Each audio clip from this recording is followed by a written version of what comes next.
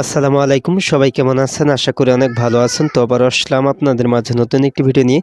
তো আজ এই ভিডিওতে আপনাদেরকে দেখাবো আপনাদের যাদের অ্যান্ড্রয়েড মোবাইলে মেমোরি কার্ড আছে কিন্তু আপনার মেমোরি কার্ড সাপোর্ট করতেছে না। তো আপনার মোবাইলের মেমোরি কার্ড যদি সাপোর্ট না করে সেক্ষেত্রে আপনি আপনার মোবাইলের মেমোরি কার্ডটি কীভাবে সাপোর্ট করাবেন তার প্রসেসটা আজ ভিডিওতে আপনাদেরকে দেখিয়ে দিব।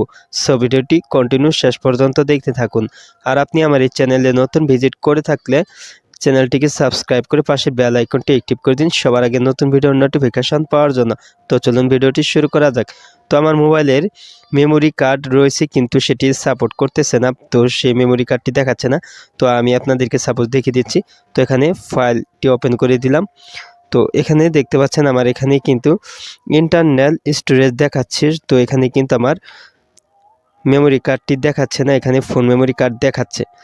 তো আপনারও যদি এই সমস্যা থাকে তাহলে অবশ্যই কিন্তু আপনার মোবাইলের যে সেটিং অপশন রয়েছে আপনার এই সেটিং সফটওয়্যারটিতে ওপেন করে দিবেন। তো সেটিংয়ে আসার পর আপনি অবশ্যই এখানে আপনার স্টোরেজ যে সেটিংটি রয়েছে বা এই যে এখানে দেখতে পাচ্ছেন স্টোরেজ, তো এটার উপর আপনি ট্যাপ করে দিবেন। তো আপনার এই স্টোরেজ সেটিংটি যদি দেখতে না পান তাহলে অবশ্যই উপরে সার্চ বারে স্টোরেজ সেটিং লিখে সার্চ করলে কিন্তু আপনার স্টোরেজ চলে আসবে। তো তারপর এখানে আপনার দেখতে পাচ্ছেন এসডি কার্ডটি এখানে আপনি দেখতে পারবেন, এখানে শো করবে। তারপরে এটার উপর ট্যাপ করে দিবেন। তো ট্যাপ করার পর এখানে দেখতে পাচ্ছেন this SD card is safety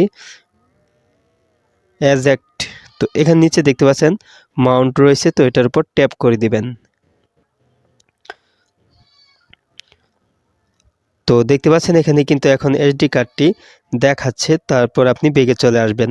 ব্যাগে চলে আসার পর আপনার মোবাইলে থাকা ফাইল সফটওয়্যারটি ওপেন করে দিবেন। তো এখানে দেখতে পাচ্ছেন আমার এখানে কিন্তু মেমোরি কার্ডটি এখানে সাপোর্ট করতেছে। তো এখানে দেখতে পাচ্ছেন ইন্টারনাল স্টোরেজ, তারপর এখানে আছে এসডি কার্ড। তো দেখতে পাচ্ছেন এখানে কিন্তু এসডি কার্ড সাপোর্ট করতেছে। তো এভাবেই কিন্তু আপনি খুব সহজে আপনার অ্যান্ড্রয়েড মোবাইলে যদি এসডি কার্ড সাপোর্ট না করে তাহলে আপনি খুব সহজেই কিন্তু সাপোর্ট করাতে পারবেন এই একটি সেটিং করার মাধ্যমে।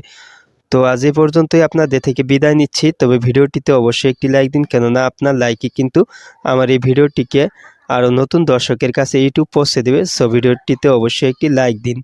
কিছু জানা থাকলে কমেন্টে জানিয়ে দিন। নেক্সট ভিডিওতে আবার আপনাদের সাথে কথা হবে। ততক্ষণ পর্যন্ত সবাই ভালো থাকুন, সুস্থ থাকুন। খোদা হাফেজ।